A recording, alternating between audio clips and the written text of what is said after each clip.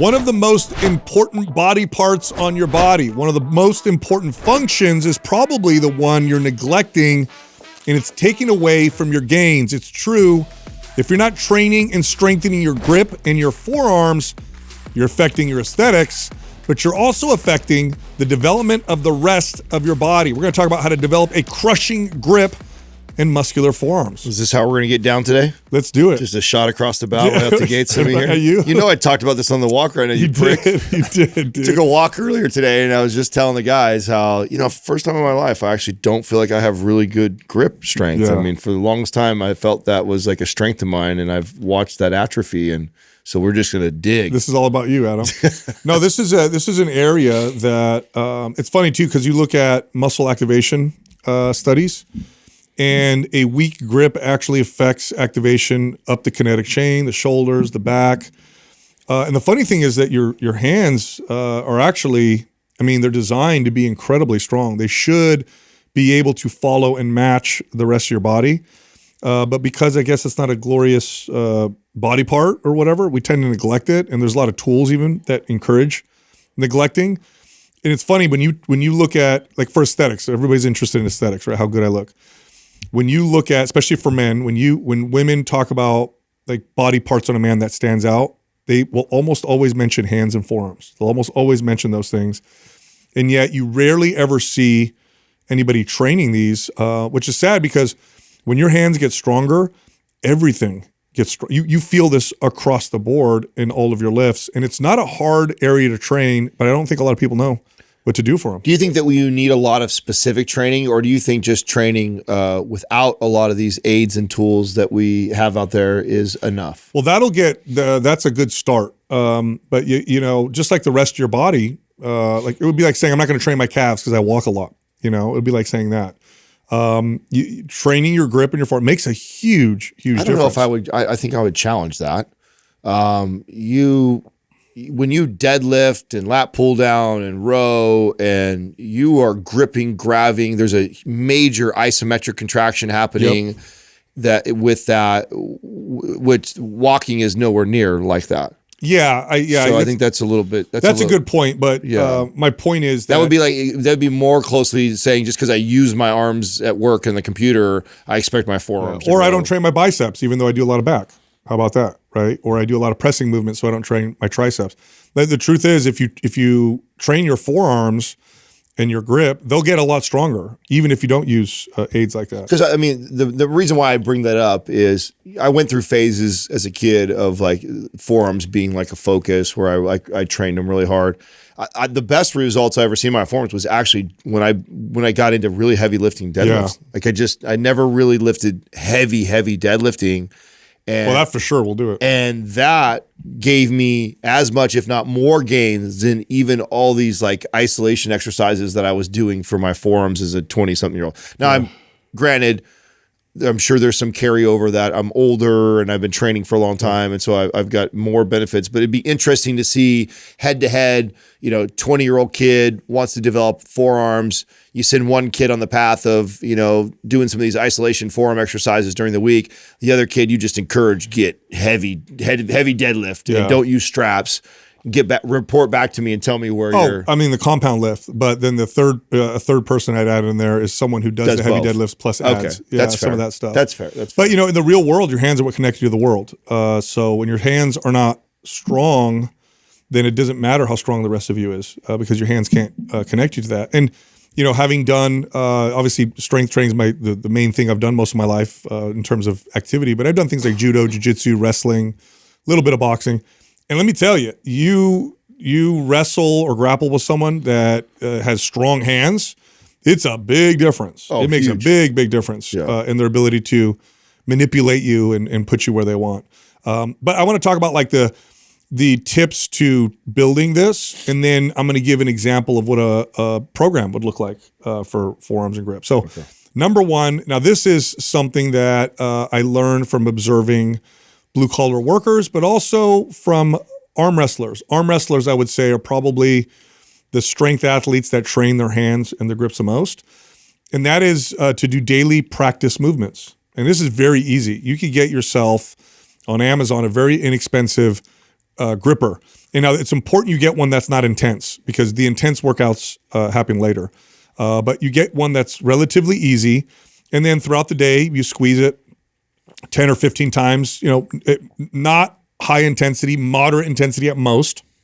And this does an exceptional job at developing strength in the hands. And then again, from observing blue collar workers, people swinging hammers, and like my dad would sling mud on the wall for tile setting and stuff like that. Those guys, they don't work out, but their hands were insanely strong. Yeah, I think the key to this tip though is the modifying the intensity. Yeah, this is light. It's light daily stuff. Yeah, and if you've never, it kind of reminds me when I give someone advice too about the benefits of barefoot walking. They go from never doing to like running on the treadmill barefoot or something. Yeah, it's you're like, gonna hurt yourself. Yeah, so if you've never tried to do like frequent, gripper exercises or hand exercises like that, start real moderate to low and just increase the frequency over time, well before you do intensity, because this could give you, I think, a reverse effect if you overtrain them. That's right. And then we get to the different types of strength that you're going to get in your hands, and then how to develop your forearms. One of them is to strengthen crushing grip. So this is the strength to actually squeeze. So you're actually going through this motion. And you would train this with a heavy gripper. And you can buy these. Again, they're inexpensive, but they sell some that are, I think one brand is Captains of Crush, I think is one of the brands. And you can buy these up to like 300 pounds of resistance, to where it's like lifting heavy. And that's going to strengthen your ability to crush and to squeeze. Damn, 300 pounds? I believe it goes up. Maybe Doug can look them up. I own them all. I've had them Do you forever. really? They do. Of course you do. Yeah, I love them. Absolutely love them. Then you have static strength. Static strength comes from holding something. This would be the deadlifts, like you're saying, Adam, or farmer walks, or hanging from a bar. So you're not squeezing, you're not opening, you're just holding onto something. This is probably the most functional aspect of grip strength, because most of the times you need grip strength. What you need is static strength, the ability to hold on to something. And this also highlights one of the things that we talk a lot about, the benefits of isometrics. I think this is an example of just, man, you can get tremendous benefits just from that. Huge. I mean, I remember how much it blew me away, because there's been lots of, pivotal moments in our lifting careers where like I thought one way and then my paradigm was shattered. And the intent was not to get great forearm strength when I was deadlifting. It was purely around the deadlift. And so I wasn't even thinking about my forearm strength, but it was wild how much that had come up from just that slow increase of weight over time of getting stronger in the deadlifts, and the fact that I had to hold that bar for all those reps. That's that static strength. Man, farmer walks are good for this, or you can even just hold a heavy pair of dumbbells for like 30 seconds. Doug, how heavy do those go? 365 pounds. 365. Wow. Okay, so I have all of them. Can you crush one of those? I can do a 365 for one. Really? Yeah. That sounds like a lot. It is a lot. It is. It is. It's really, really hard. Wow. Next would be your pinch grip strength. So you can hold something with your normal grip, and then you'd want to strengthen where your hands are and your fingers are flat. And this you would use gripping onto plates.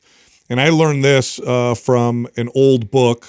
I believe it was Dinosaur Training, where the gentleman was talking about the benefits of this kind of strength. And when I started training this motion right here, where I'd hold on to plates, smooth plates, it did definitely contribute to the strength in my hands. So that's just another thing you can do. And then you have the forearms. The tops of the forearms, right? The extenders and the brachioradialis, reverse curls. Nobody does reverse curls anymore, which is interesting because it's also a bicep exercise. It's actually a brachialis exercise. But you'll get people who are really strong with a curl. You have them reverse their grip, and everything falls apart. Their wrists just flop forward. Which is interesting, because I would think of all the things we've talked about so far, this is, and correct me if I'm wrong, probably the more aesthetic one to do. Oh, yeah. So if you're looking if you're looking for the benefits of, yes, I want good hand strength and grip strength, and I also want the benefits of my forearms looking better, I would think that this would be one of the go-to moves. Yes, and it's functional. Like I remember in judo, like when you grab someone and pull them close to you, you don't grab them with a supinated grip. Like you're inviting somebody to break your arm or throw you if you do this. You're grabbing them overhand and pulling them towards you. That brachioradialis muscle here on the top of the forearm, which you would strengthen a reverse curl, it's this right here is a very important motion, and reverse curls strengthen this. By the way, I'm seeing viral, like there are like viral pieces of equipment right now that are being sold, like home equipment that is all around the grip, and it's all about, and you got guys flexing their forearms and whatever. And I know it's viral because I see the comments, so this is definitely something people are interested in. One of my favorites was just the old string on a pipe that you just roll up and you roll up a 25-pound. That is old school. Oh man, it's just I forgot all about such that. a great exercise though. So good. Then you have wrist curls. This is where you can hold a barbell behind your back and curl in this direction. Very, very basic. And then finally, I think this touches on what you said, Adam. Don't use wrist straps. I think the only people that should use wrist straps are advanced bodybuilders doing endless sets for back. Their volume is just through the roof. And or strongmen who actually compete in wrist straps. In fact, who's that one strongman? What do they call it? He was in that series you guys used to love. The real tall, big, giant guy. He's married to the real small, petite. Oh, Hapthor. Hapthor. Yeah. Okay. He just broke the strongman world record for deadlift. And maybe you could look it up. It was like 1,050 pounds. He beat Eddie Hall's, huh? Eddie Hall had it before. Yeah, he broke the record. Now the strongman will compete with wrist. They're allowed to use wrist straps, and that if that's you, and then yeah, you should train in them so you know how to use them. Nonetheless, he also has a strong grip. I don't know if you've seen his videos where he picks up ridiculously heavy things. Right, that's pretty awesome. I think to me this is the simplest. Like this, don't change anything in your routine. Just don't use wrist wraps. That alone will make a big difference. And I think that'll make especially if you are doing like heavy deadlifting and movements like that, or farmer carries, exercises that are going to develop it. I think you'd be surprised how far that takes the average person just by itself. And then you add in these other additional ones if you want even further than 505 kilos. How much weight is that, Doug? Multiple? Do the That's 2.2? Well over 1,000. Isn't that crazy to lift 1,000 pounds? 1,111 pounds. That is insane. In the video, he just lifts it like nice and smooth, and you just expect his spine to fly. I know it hurts just thinking about that kind of weight, dude. Is crazy. It's insane. Today's program giveaway is MAPS Anabolic Advanced. If you want to win, leave a comment below this video. The first 24 hours that we drop it, subscribe to this channel, turn on notifications. If you win, we'll let you know in the comments section. We also have a sale. MAPS 15 is 50% off. Now this isn't some random quick workout routine. It's a fully structured program that solves the #1 fitness problem, staying consistent.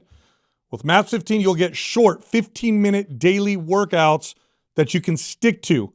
They build muscle, they burn body fat. It's just 15 minutes a day.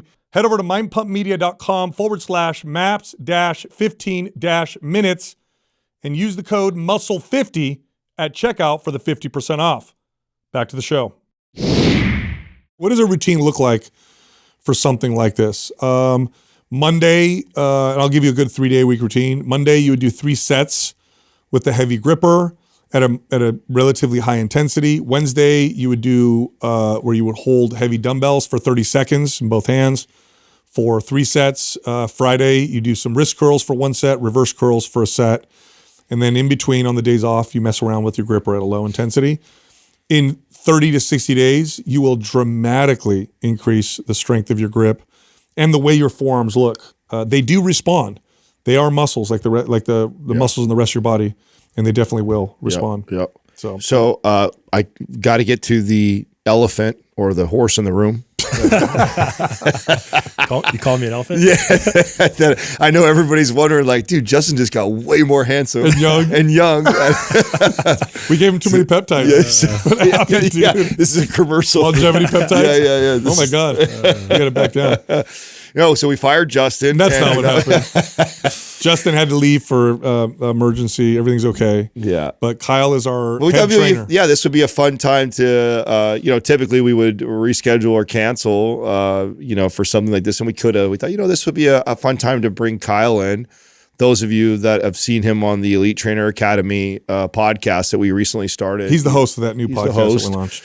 And he's also our head trainer who runs everything over here, that whole entire department. So all the trainers that we have underneath and what we're building and growing right now. And so, how nervous are you, by the way, to get on this show? I'm pretty nervous.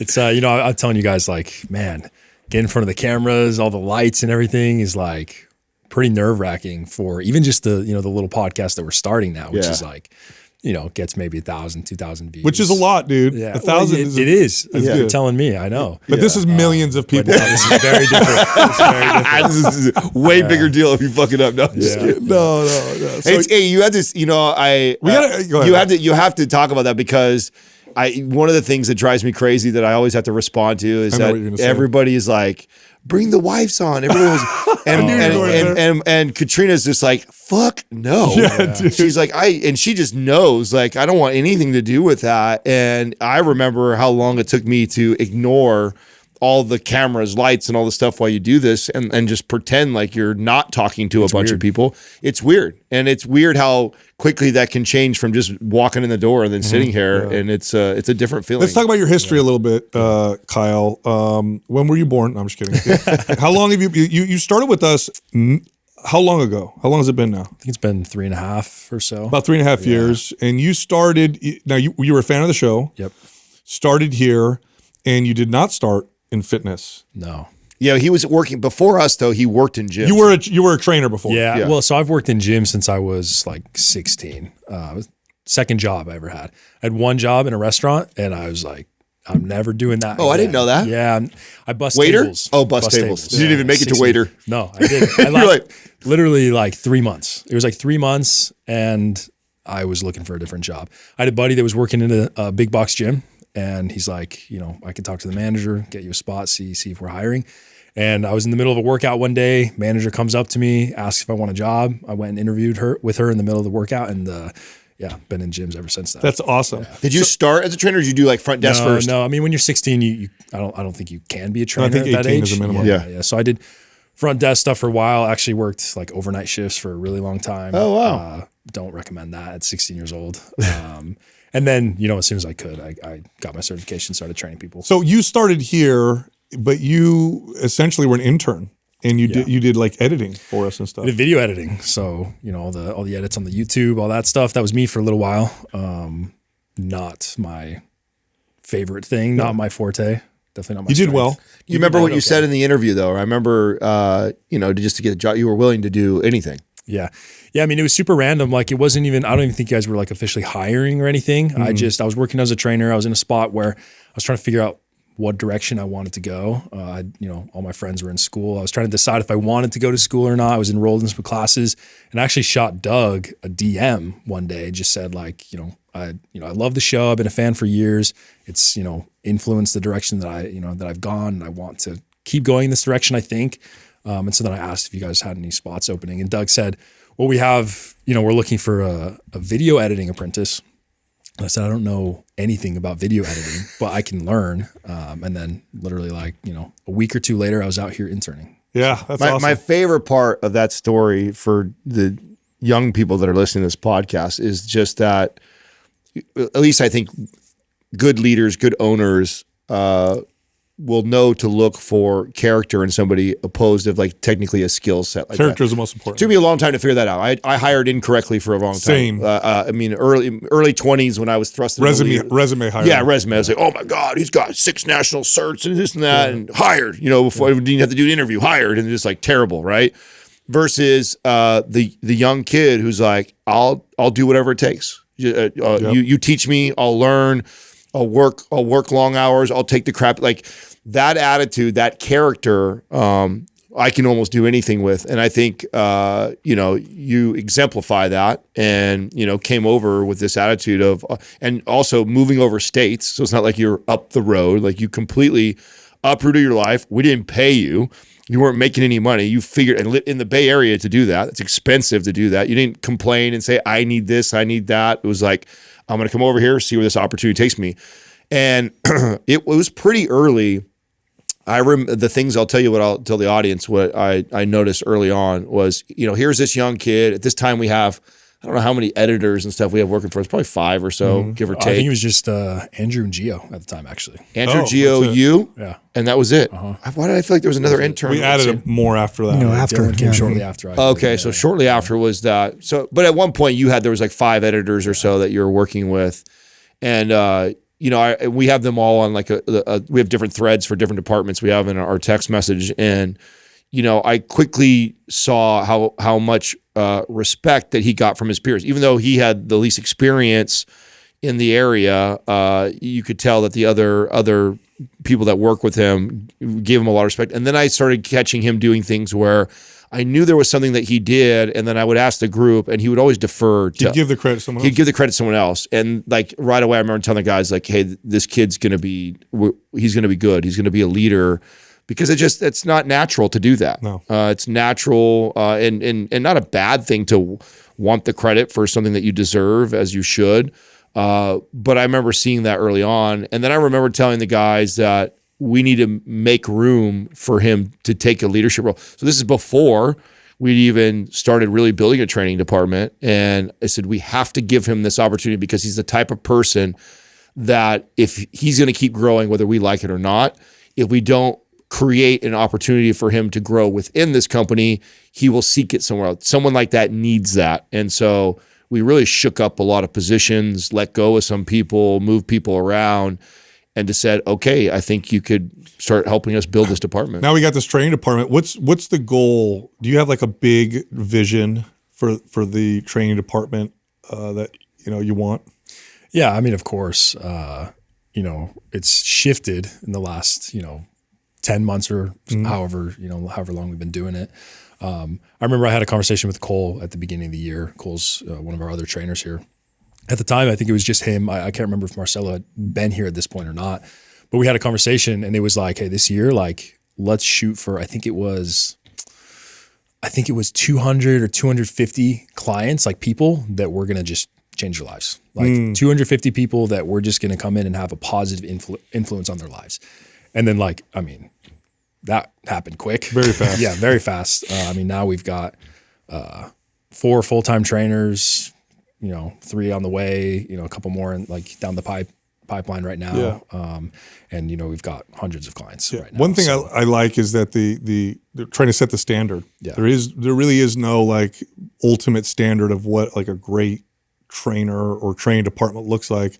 And so the idea is to really set that standard. What does it look like for trainers? Because I know as a trainer coming up, like who do you look to and where do you look to build this career? And hopefully we create that, which I think. Yeah, and that's a really, it's a really tough thing to take on. Like it sounds good, like we're going to set the standard.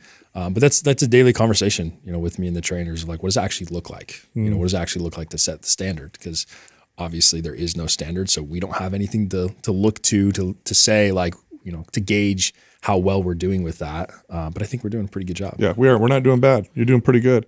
When you were listening to the show before you worked here, who was your favorite host? You can be totally honest. Actually, I went through phases, and I think that this is probably similar to a lot of people that start out listening to Mind Pump. At first, it's always Adam's the asshole. That's always what it is at first. I think most people out the gates are Sal fans. Yeah. And then I'm the asshole. What's going on here? It's something with and you guys just see this in the comments all the time too. I'm sure like everyone gets so mad that you guys interrupt each other, and so it's almost always what it is. If someone picks a side, it usually starts with Sal, and then people are like, okay, Adam's not that bad, I guess. Justin, I think everybody loves Justin always. He makes us likable, dude. Yeah, he totally makes us likable. Yeah. Without him, we'd be totally screwed with that. That's awesome. There is a thing that I love. I think I've commented one time on here. I know off air we've talked about it. That when they think Sal's interrupting me or vice versa, it's not. The best way I describe it is, my sport analogies of being on a basketball court and like knowing where you're like when you play with a team long enough, you played sports. You get this flow state of where you just know where everybody's at. And I can feel Sal and Justin's energy when they're coming to an end of a thought or they're running out of stuff to talk about, and they can too with me. Yeah. And you can just feel that energy. And so you insert yourself to keep the flow going, and everybody else interprets that as, interrupting. And it's like, no, it's a very, for me, like, and I'm sure Sal is the same way too. Love it. Yeah, I love it because it reminds me, I used to love playing the game, and that was one of my favorite things is playing with my buddies that I've played with for a long time. And it's a beautiful pass, and it's just like, and only you and him probably really felt it and saw it because it was so fast in the game. Nobody else really understood or saw it completely. It's like that. because of all the pressures you first talked about of what this feels like in here.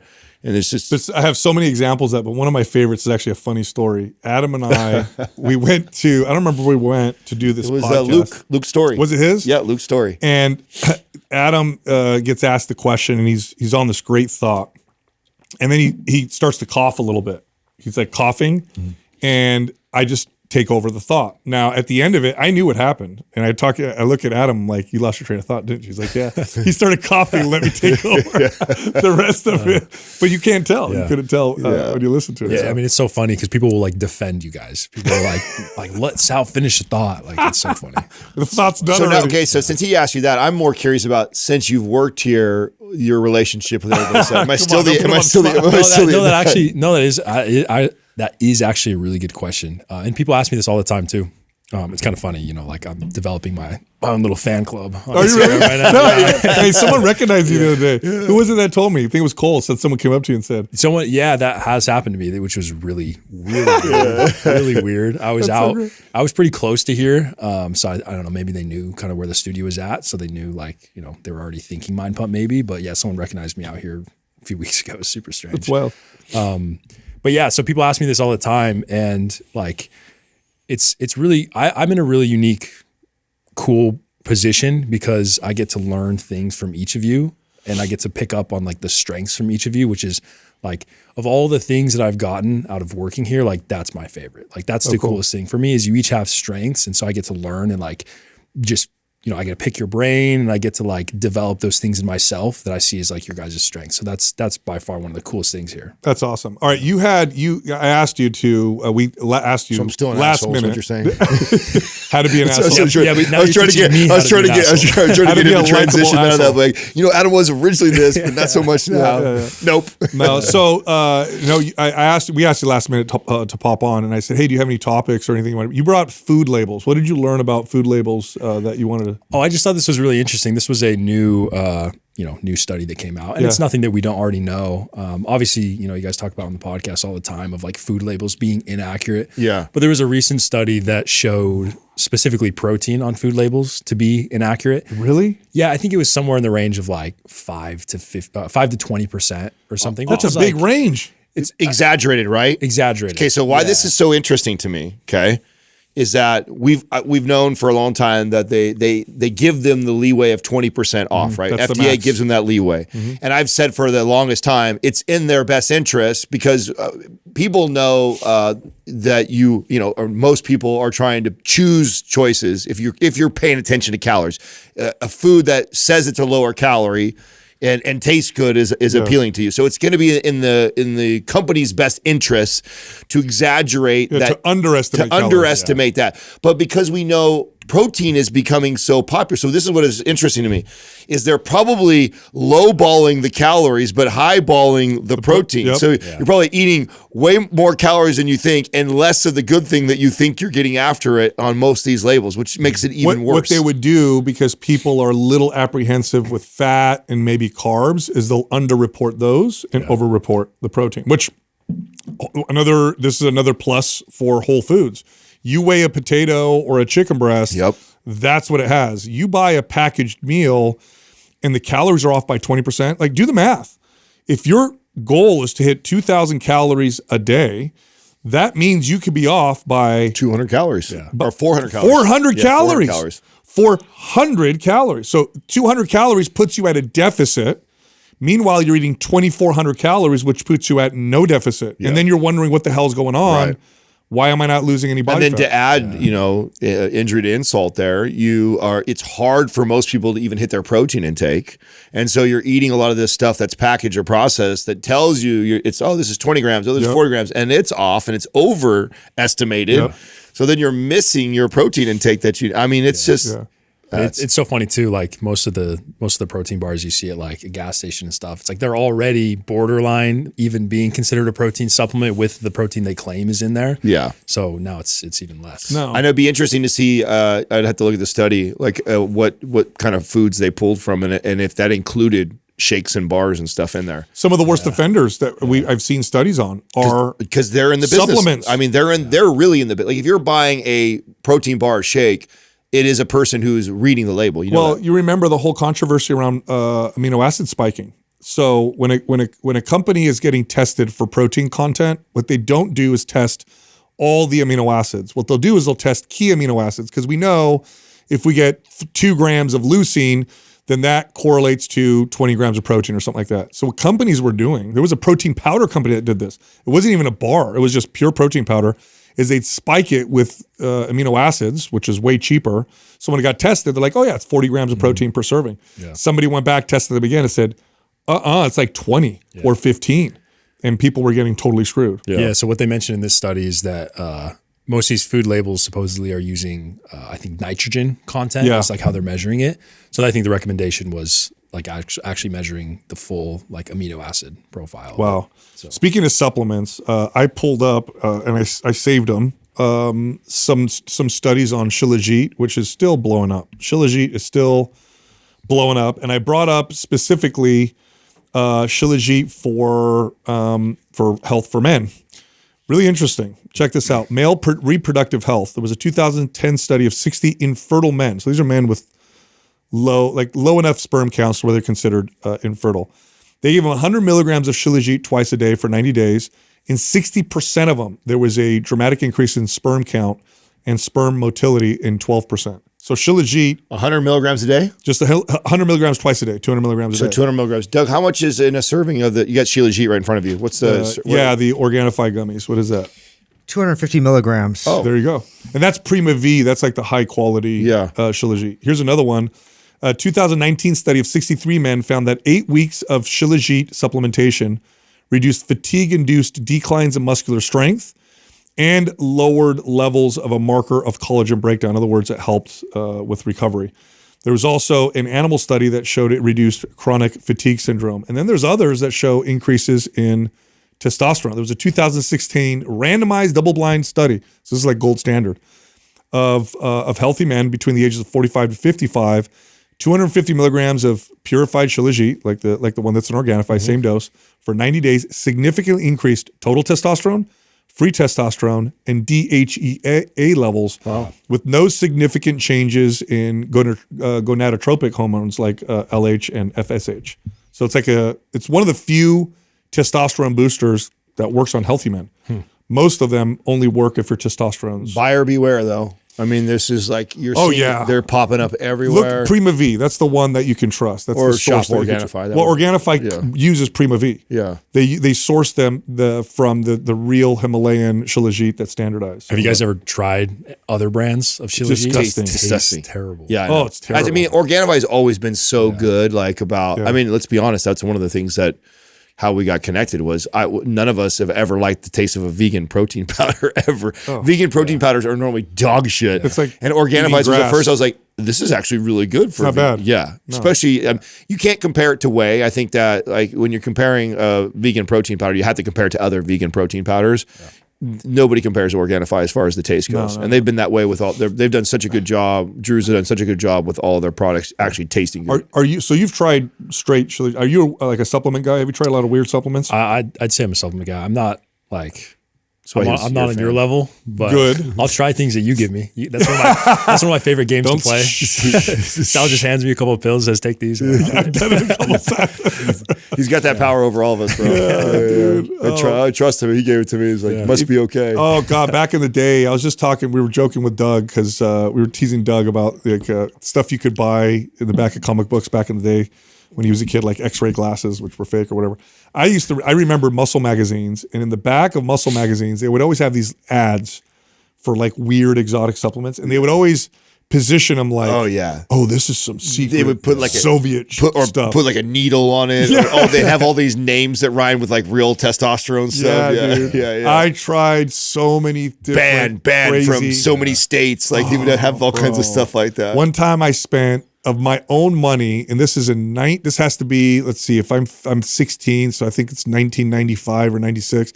This is my own money. This is not adjusted for inflation. So this is the money I spent back then. I spent $250, okay, which today is worth something like 10 million if you got inflation. $250 on a supplement stack. Now there was it was a hard gainer stack, and of course I think I'm the biggest hard gainer. And it was this before and after picture of this guy that looked like he was skinny and then became a pro bodybuilder. That's how crazy the before and after was. And I thought this is going to work because there's 15 bottles. Like this is for sure going to work. And I got this stack of 15 supplements and nothing. I got nothing from it. I didn't get anything at all. So Do you remember the Ergogen stack at the Apex had the muscle building one where you took oxybolic, creatine, essential DHEA, amino acids. essential amino acids. I mean, I must have been taking 50 pills. You did the same and you had to take. The creatine was 10 of those horse pills. Bro, they were huge. So they were huge. So, I mean, it was like a meal to get all those supplements. They were like down. biscuits. And I had the same thought too of, man, if it's all of this, it must work. It's for sure going to work. Nothing. Stupid logic. Got nothing from it whatsoever. You know, you're talking about old stuff. Doug, I don't know if you heard me talking about this. Maybe you can look this up. I wanted to get the numbers on it. I was just fascinated. I heard I think on a podcast, this guy was breaking down just the deterioration of our dollar.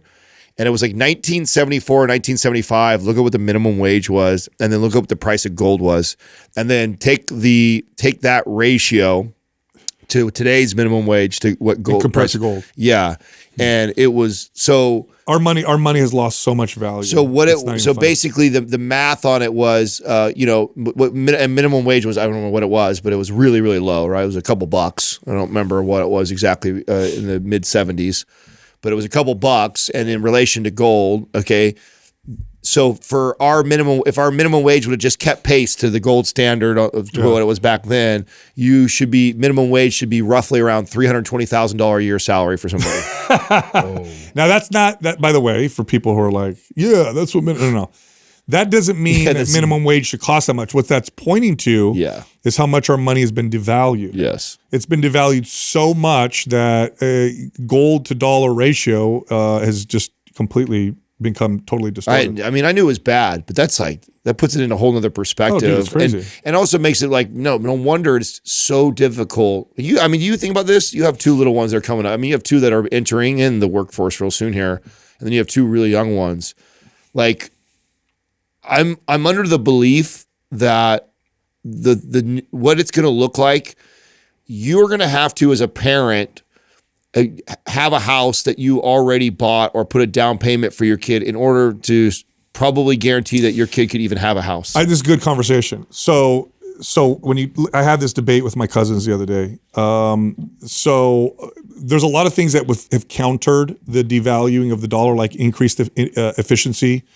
And how we create things. So that's actually offset it quite a bit. But with houses, because my cousins were like, oh my God, when No came to this country, it only cost him this much to buy a house, and he only did this job and he supported a family. I'm like, okay, let's compare apples to apples. In 1960, the average American home that was being built was, I think, 1,000 square feet. Today, the average American home is something like 2,300 square feet. Back then, the average American home didn't have air conditioning. It didn't have the appliances. Didn't have 3 TVs. Today, we have all this. So if you go apples to apples and you compare what people were making back then to now, and you compare actual price per square foot, it's actually pretty close. The problem is here where we live, you can't. I mean, when my grandfather came to San Jose was orchard still. It was farmland. Yeah, still orchard. This was it was not an expensive place to live. This was actually an inexpensive place to live. Yeah. Now it's Silicon Valley. So, but when you compare apples to apples, and it's funny, like people are like, oh my God, it's so expensive to raise a family now. It's like, well, how many cars do you have? Do you have internet? Do you have all these appliances? How many TVs? Do you go on vacations every year? What's your square footage? How often do you eat out? Is it really? That's an interesting thought. Like I never thought to look at it like that. As like, okay, you're right. So is that true that about 1,000 something square feet? I believe is so. What's the Hmm. average size of a home in 1960? Did you do the math? I did do the math. Let me hear it. Okay, so I used 1971, Okay. which is when we went off the gold standard. Okay. So it's that's $35 an ounce back then, and it's now $32.70 an ounce, $3,270 an ounce for gold. The minimum wage back then was $1.60 an hour. Okay. So that's $149.50 per hour is what we should be making. If it was tied to gold. If it was tied to gold, yeah. So then what would that be like? So let me figure that out. That for 52 weeks, that'd be $310,930. Yeah. Wow. Exactly what I said. I know. 320. Isn't that crazy? Yeah. That's wild. It's crazy. Yeah. Blew my mind. Okay, so go back to, so you and now Doug, maybe you can look this up too because he said that I want to fact check him because I didn't know this is true. The average size of an American home in 1960, and then average size of an American home today, it's more than doubled. Really? Yeah. It's a really fair point to make because we always say that We expect way more. Yeah. Now, my grandfather, I was trying to tell my cousins this, like, how often do you think my grandmother and grandfather went out to dinner?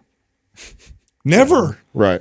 How often do they go on vacation? Never. How many cars do they have? One. Yeah. Did they have internet, cell phone? Like, no, they had none of those stuff. So what you got? So the average in 1960 was 1,200 square feet. There you go. 1,200 square. Now it's 2,200. That's a median, though. That's a mid. So almost mid-range, double. yeah. So Yeah, that's fair. People expect a lot more. Just like cars. Like cars are so much more expensive now, but base car now has stuff that didn't even exist 50 years ago. Yeah. I remember I was telling my daughter this. And you technically could buy a really, if you could find one, a 10-year-old car that's roll down windows. I mean, you pay hardly anything Dude, for that. I was just talking to my daughter. So my daughter's got her driver's permit. She's doing drivers. It's terrifying, by the way, as a father. It's like most terrifying things when your kid gets a driver's license. But she's like, tell me about the first car you bought. What was it? And I was like, it was a Toyota pickup. It was 4-cylinder. I bought it myself. $10,000 cash out the doors, what I paid. It had no power windows, no power steering. If you ever drove a car with no power steering, it's hilarious trying to turn while you're parked. No air conditioning. It was stick shift. Another great point Doug just brought up right there too. Your average one TV you had was a 21-inch RCA. black and white, by the way. Black and white, 21-inch. Yeah. $268. What's your smallest TV you have at your house? Yeah, not 21 inches. Yeah, you have probably multiple. I won't admit how many I have, and you definitely have the smallest ones, probably triple that size. No, what's happened? Arthur Brooks talks about this. Is our wants, what we think our needs are, has grown so much that now. In fact, this brings me to a point of our dropping fertility rate.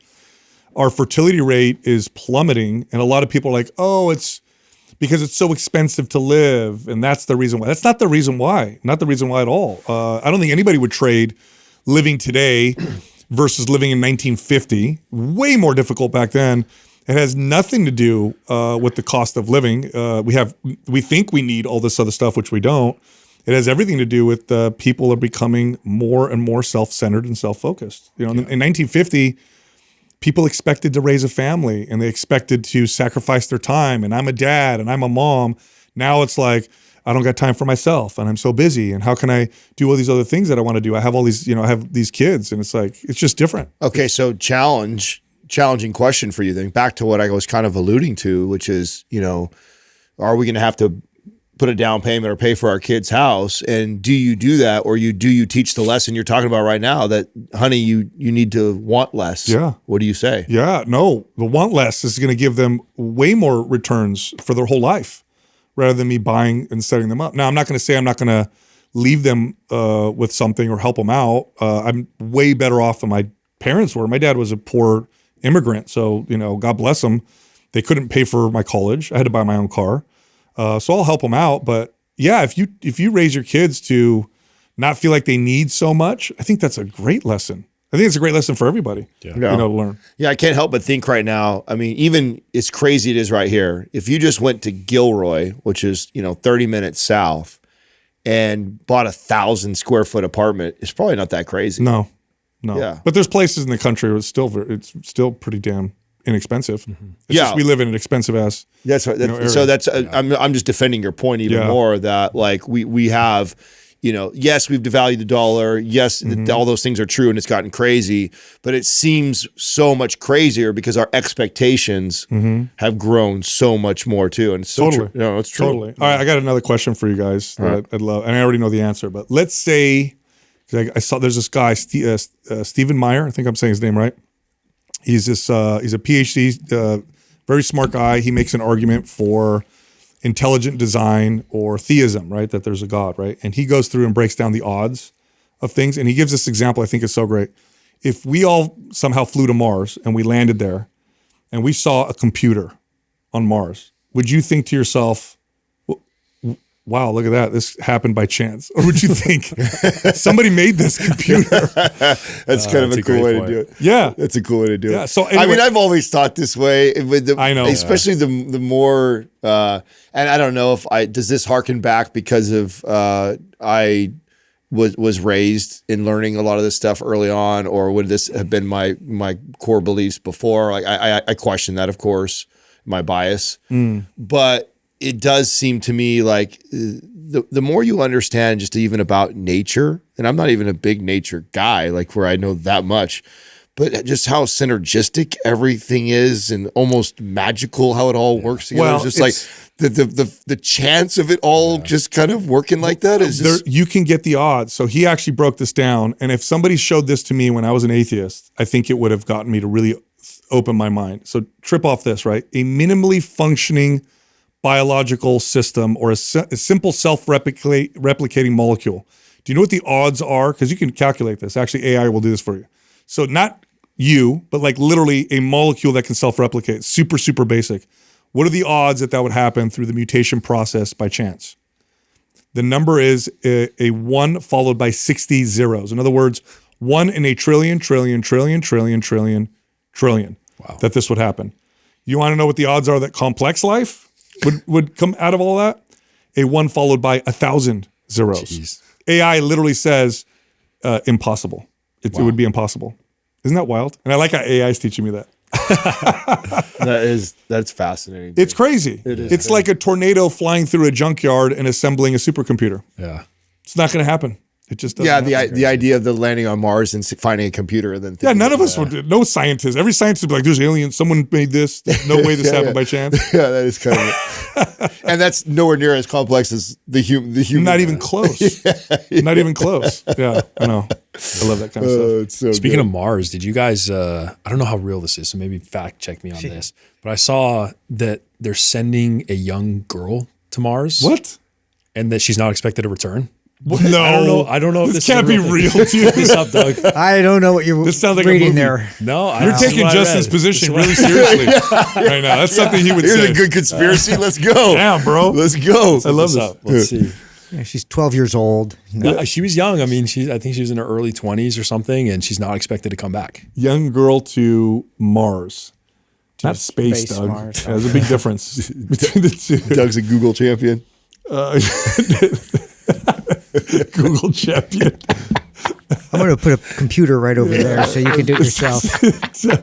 No, there are no current plans to send young Okay, children. well, you look up young child. Just She's put she's not woman. a child, yeah. Yeah. Are we person, just yeah. put? Are we sending a woman to Mars? Don't put young either. Yeah. I don't know why you said young. It's your age, bro. You're the same age as that girl you just said.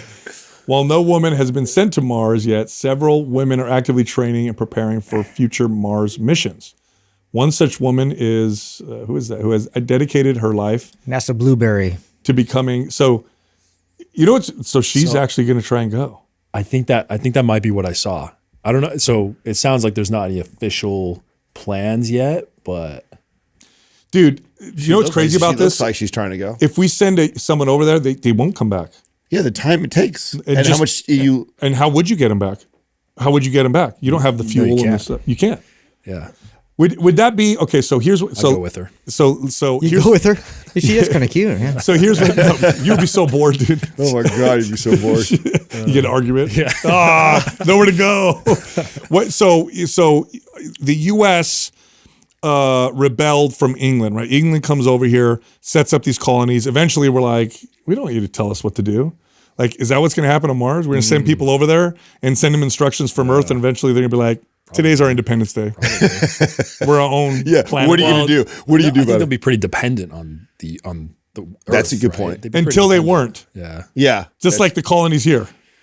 that's a good point. Yeah. That's exactly how it'll go. Yeah. They'll You guys go seen- so long as they're dependent and we're sending them food and whatever. But they eventually, do. like, why are you telling me what to do? Yeah. We're independent now. They'll Have have you their guys own. seen? I think it's on Apple. I think it's called For All Mankind. No. Great TV show. Really? Highly recommend. I started to get into it for a little while. I felt I So don't know why I good. So fell off it's it. basically like the way that it starts is it starts with like the space race with Russia. Yeah.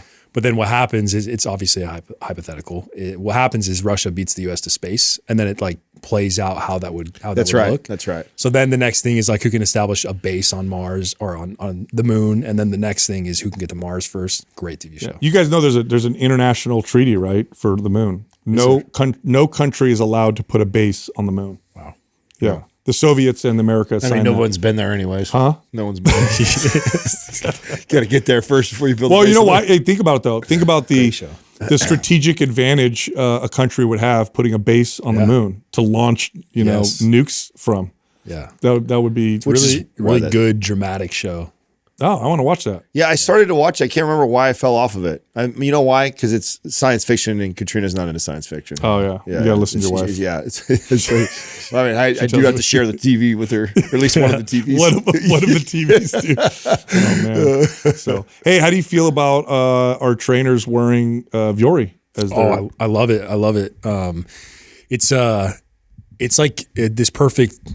Like it's exactly what I want for our trainers, because a lot of trainers are like super underdressed, which I just can't stand. You walk into a big box gym and it's like, you just got like crappy like basketball shorts. I love this kid. Yes. Yeah, I agree. So it's more professional. I like it. But super obviously professional. So you're two super pro trainers wearing a uniform. I love it. I Yeah. love it. Like so obviously Vuori has like, we have like the regular t-shirts and stuff that they'll wear, but we also have the polos too. And Yeah. that looks great. I 100% agree. When I used to own my studio, I made myself uniform shirt. I owned the place, but I always wore uniform shirts. I think it presents. You have to. Something I don't so care. I don't care professional. what you say, and even if this is a small percentage, it's still a percentage of people that are going to judge you by your appearance. And if you're put together sloppy, I should tell my trainers this: your hair's all disheveled and your shirt's all untucked, or you don't have you just. I mean. I don't gotta care look like about you take your job I don't serious. care about your client that you've had for 3 years who doesn't care that you look like you rolled out of bed, but you're also meeting with Tim, who you've never met before, and you have no idea if he's going to find that disrespectful or think you're.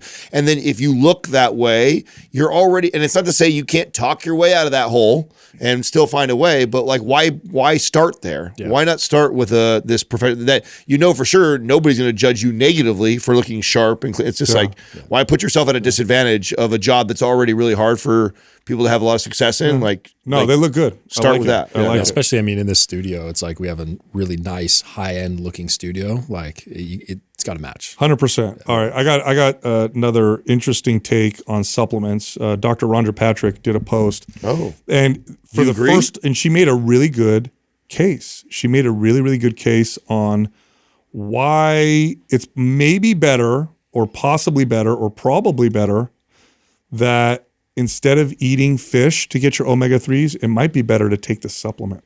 no way. I don't buy that. I okay, don't buy that. Trip off. So listen to this. Is it just because how bad like all of our fish are? And Yep. shit? Oh, okay. Well, that's- Omega-3 supplements Not maybe you can't not comparing to wild fish. yeah, well, you're right. But so listen to what she says. Okay. Omega-3 supplements may be a safer way to obtain essential fats compared to fish. Due to environmental contamination, most fish contain microplastics and heavy metals that enter our bodies when consumed. High-quality omega-3 supplements address this issue. They're purified.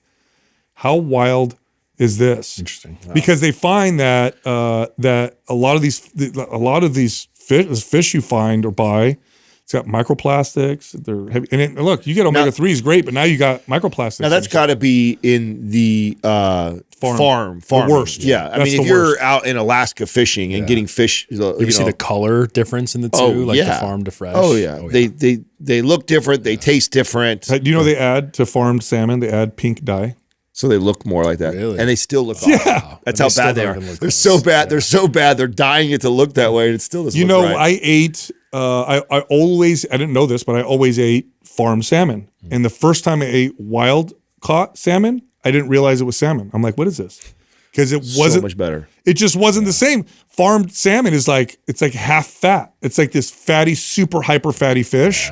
Wild salmon is actually lean in comparison. Yeah. Again, another argument for going that route. The same size of a serving, leaner with more protein. 6 ounces of farmed, 6 ounces of wild caught. more protein and less calories. Do you think in our future, even with all the technology advancements, do you think we're going to get more? I mean, it was so funny you brought this up too, because this was on my conversation with Katrina. I just told her yesterday or the day before that I want to make a conscious effort of like going down to the farmer's market and starting to, one, not only support our local farmers, but also get better about like buying stuff like that it's grown in someone's little private farm where it's all organic, all better. And I know there's a lot of, I just watched the guy that actually Josh was just been talking about, the kid that's viral. He was interviewed with Jordan Syatt, and Jordan Syatt was talking about some of these pesticides that organics use. Yeah, that are as bad, if not worse. Heavy metals are high, can be high in organics. Not even that. He named a pesticide that was banned, but they use it in organic. But they use it in organic. You know what's crazy about wild? Here's a challenge with wild fish. Name a meat aside from wild fish that we still go get in the wild. Like we don't, because the demand is so high. Yeah. And can we meet the demand by just going out and fishing in the ocean? The actual truth is farmed fish might be the future, because how can we meet the demand? Yeah, okay, you're just talking about fish. You can still get wild deer and elk. When's the last time you ate that? Well, no, I mean, it's been a while since I had it. When I lived in Colorado, my neighbor. But imagine if we didn't have any cattle or things that we raise that way, we run out of. It would be difficult. So they just have to. I think farmed fish, they have to really look at the practices and change them, because I don't know how we can keep. I mean, you could still get wild caught fish, and you could still get it decent. But if everybody went in that direction, I don't think they'd be able to support the consumer. Yeah, because you got to go out in the ocean and get it all. I don't think it's enough. You think it's that would be that big of a demand? Huge. Yeah, you right now with price is how you segment that, to where it's just like it's more expensive. You're going to pay for those types of things. So I don't know. I feel like I have a little like setup to where I can do a garden in my backyard, and I haven't started it yet. My goal is next spring is to start. Are you going to start gardening? Yeah. You're going to grow vegetables and stuff? A couple things. Really? Yeah. Like what? Well, I mean, tomatoes are identical to growing marijuana, so I should be able to do that. Should be able to take care of some tomatoes. I should be able to take care of some. I forgot. You're probably a hella good farmer. It's identical, actually. A lot of people don't know that. So all your ratios of NPK and everything like that is identical to. I forgot, bro. You're a total farmer nerd because of weed. Yeah, no. And let me tell you, it's the art of doing that is like Katrina always busts my chops because I'm always asking her to tend to all the plants. She's like, "You're the one who has a green thumb in the family." I'm like, "Come on, you're the chick. You're supposed to take care of our flowers." I was like, "When we grow food, I'll take care." I'm like, "When we grow food, I'll take care of it." I said, "But the flowers, come on, you can keep some flowers alive." So tomatoes. What else would you want to grow? Green onions, tomatoes. What else did I tell her? Just I only want to do a few things. I don't want just for fun. Yeah. Well, yeah, and I don't want to bite off more than I can chew. I mean, I'm dude, you got to go to my parents' house. My parents, they have a typical San Jose backyard. It's not a huge backyard. It's like a typical small. But my dad, every square full-on inch, garden. Now. Oh, bro, he grows. You know, he loves it. He goes out there and he grows green beans. They're just so good, and tomatoes. We have a peach tree and a lemon tree that this year that was just, it was so cool to be able to get them off the tree and stuff like that this year. And it's like it really inspired me to do that. I'm like, and our neighbors came over and brought their tomatoes from their garden, and our other neighbors brought over their eggs, and I'm just like, oh man, if I grow a few things here, I could really kind of eat a lot of our stuff locally and homegrown, and I want to try my best to do that as much as I can. Chickens are a great idea. I would love to have chickens. Yeah, ask Justin about that. He said it's not. Well, here's why: when they're close to the house, they bring like rats and shit because of all the feed. Yeah, he had to kill a chicken too. It was traumatizing. Really? Yeah, dude. Yeah, I forgot why he had to kill a chicken, but it was very. I mean, I've killed a lot of chickens. Well, you've done it forever, but he's like, he said to me, he says, I had to like go dark, bro. I had to go like into like killer mode to kill it because it was too hard. Well, you know that saying, like running around with a chicken with their head cut off too. Like that's a real thing. Like you cut a chicken's head off, it'll run around still. Yeah. So it's like, it's a trip. But yeah, you can. I mean, if you have some cats or some things to keep it at bay, you'd be all right. Yeah. But if you just you're inviting some other rodents to probably come around, so you'd want to have it a decent distance from the house. And I think Justin's was pretty close to his house, and he already lives kind of out in the country and probably didn't think about that. Yeah. So you ever work on a farm? Not an animal farm. I worked on a blueberry farm. I knew it. I don't know why. I thought A you blueberry I farm. did, yeah. You guys haven't heard this story? No. This was like mid-COVID. I had nothing else to do. And me and my buddy, he has like some guy he knew that was like some investor in this farm in North Carolina. And we were just kind of sitting around, couldn't work, couldn't do anything. And so we're like, I go fly out to North Carolina and work on this blueberry farm. I did not know that. That's the most random thing. That is I've the ever heard. most random thing. You actually flew to another state Yeah. to tend to blueberries? We lived in this like crappy little motel. It was like, I don't know, a couple $100 a week or something like that. And the pay was terrible. It was not at all worth it for pay. Like it was like $14 an hour or something like that. Yeah, it was terrible. It's intense. Like working on a blueberry farm, intense. What do you mean? Like So- you have to like pick them? No, so we didn't pick them by hand. They have like these machines and tractors that kind of like, kind of shake them off the bush and puts on like a conveyor belt kind of thing. But it was intense because if it was going to rain, you had to get as many of the blueberries off the bush as you could because the rain would like knock them off into the ground. They'd be bad. So if there was a storm coming, it's like we were out there sometimes till like 2 a.m. like trying to get all these blueberries off the bushes. What? It was intense. That is. So it's like 2 a.m. It's raining. I'm running through the mud, like crazy. How long did you do this for? It was like probably a month and a half, 2 months. So you're the teenage How kid. did you even and find you're bored. How did you find that? It was Craigslist? My friend. He just knew some guy that I think was like an investor in the farm or something. And Okay. he's like 2 young kids. Like, And you're they got bored, you're Nothing like, to "Let's do. go." It's COVID. Yeah. That's the last thing I would have done if I was bored. Yeah. Let's It go. was an interesting experience. That's It was wild. cool. Yeah. I'm trying to think how old I was when I did the bees. That's what that reminds me of. yeah. Didn't one go down your butt crack? Yes, bro. I was. I've never. That's actually technically the only thing I've The ever. big bee suit, right? It is the only thing I've ever quit in my life. I've never quit a job or anything like that in my life. Picture Adam in a bee suit. Dude, I don't like these. I mean, it didn't bother me until, and what it was, the irony of it was there wasn't even a bee in the suit that was doing this. It was the sweat. I was sweating. It was so hot. And the sweat was running down my back and then down my butt crack. And I thought it was a bee climbing in my butt. And I freaked out, dude. Ran away from stripped everything off, stripped my clothes off, and was like, I can't do this. Because you have to just get used to them crawling all over you. And it's like, and two, I remember when I got suited up in it, like the suit I had was from fucking the 80s. It was like holes in it and stuff like that. You put duct tape on all these holes, and and they find a way. They finagle a way into your suit, no matter how taped up you were. At least the one I was in, they find, and it's just normal. You all of a sudden they'll be flying inside your veil, and you're like, there's a bee inside with you, and you do this. You just lift your helmet up, you wait for them to fly, you smash them on your head, you keep going about your business. That's the game. And you just do that. So you already know they're getting in there. And then all of a sudden, I'm getting hot from doing all this, and I can feel, so it feels like crawling. Like, sweat almost feels like a bug is crawling on you, and I can't tell the difference. And so, it was bothering me so much, and I'm sweating so much, it's like I couldn't handle it. And the fact that it's going in my butt crack was just like, that was enough. That was enough. That was it. That's my line. I was like, I'm out. I'm like, keep the money. I was like, keep the money for my night tonight. You got a few hours out of me for free. I can't do this anymore. Wow. And that was it, dude. It was a hell of it. But similar experience. Like I can't even remember how I took the job. I was a young kid who was just looking to make money and willing to do almost anything. And I had a family friend sitting around. Home, that's how it was. Like it was summer, and I was at school, wasn't working at somewhere else, and someone had a beehive job moving. Like we basically show up in the middle of the night too, because that's when they sleep. So you show up at 2 a.m. And we have a big diesel truck, and I'm loading up just box after box after box, hours of loading up these bees. You smoke them out to calm them down, and they're crawling all over you and stuff like that. That was never. Fun. Yeah, I'd never do that. Yeah, that's crazy. Yeah, I won't ever again. Element is an electrolyte powder you add to your water with the right amount of sodium. No artificial sweeteners, no sugar.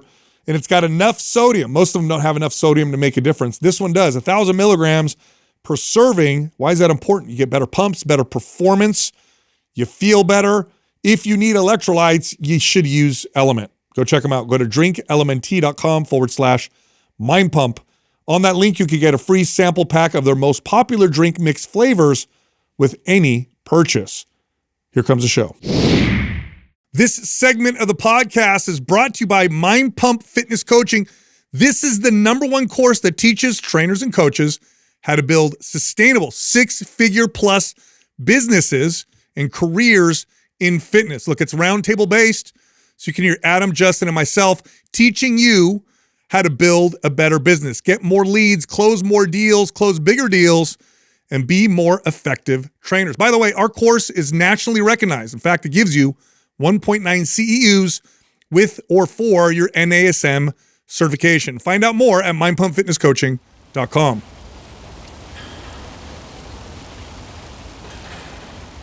Our first caller is Allison from Pennsylvania. Hi, Allison. Hi, Allison.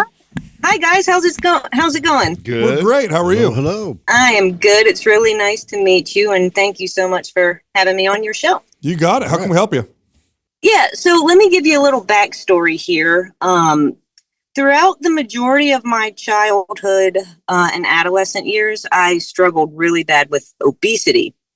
I finally got to a point where I got sick of feeling the way that I was, and I started walking, exercising, eating healthy, and the weight started to drop.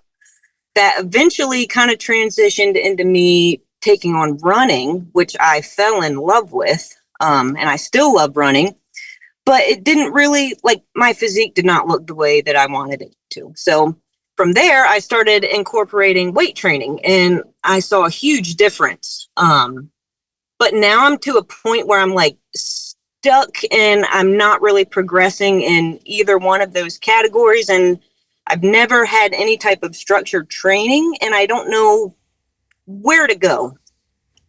Okay. Have you, first place I'd want to know is kind of what we've been doing eating wise, because normally when we stall out in the strength training spot, it's because we're not quite feeding our bodies enough in order to continue to build muscle. So have you tracked calories before and macros? Yes, but to touch on that just a little bit, I have some issues with tracking calories and weighing and things like that. I start to develop unhealthy eating habits when I start to do that. So there's so many different factors that I feel like are kind of working against each other. Yeah. No, that's good. No, that's fine. That's normal. That's perfectly fine. I would say just chase protein. Eat it first. Okay. That would be the only thing I'd worry about. 120 pounds. If you ate 30 to 45 grams of protein per meal, you'd be totally fine. You said you don't have a structured strength training program? Oh, no, I've never. Everything that I've done, it's just kind of been on a whim, and it's worked to a certain extent, but like. I need help and some direction on what easy. I should do. That's an easy fix. Look at you. Phenomenal progress. Yeah. Allison, you just pulled up your picture there. And if I just put you on one of our programs, you're going to blow your mind. Yeah. Just that alone is going to do You do that and you chase the protein like Sal's saying, you're going to see a world of a difference. Yeah. And I saw in there you wanted to get your deadlift up and you want to get, so, all right, MAPS Anabolic. Done deal. Yeah. That's it. Follow MAPS Anabolic. And you know what? Let me have you back on in 3 months because I can't wait to hear about the progress, if that's okay. Don't neglect though really trying to get after protein, because typically what ends up the reason why I brought the calorie thing right up is what happens for someone who's lost a lot of weight like that, ran a lot, you're burning a lot and you're not consuming a lot. And in order for us to build muscle, we need to be in a slight surplus. Doesn't have to be a lot, but a slight surplus. And so go after that protein, and that protein is essentially building muscle. Along those lines, are you still running? I am. Can I do that with running anabolic? Depends. How much you're running? So I am running right now roughly 3 days a week, sometimes 4. And I have one day that I dedicate to like long distance running where I don't do any type of weight training. Like I cut everything else out. How many? Okay. What does your whole workout routine look like? You run 3 days a week. Yep. And I generally lift 4 days a week. Oh God, you're going to blow your mind when you follow a program. Follow MAPS Anabolic. Yeah. You can go ahead and follow the 3 day a week version. There's 2 options in there. Go ahead and follow the 3 day a week version. How long are you running when you run 3 days a week? How many miles?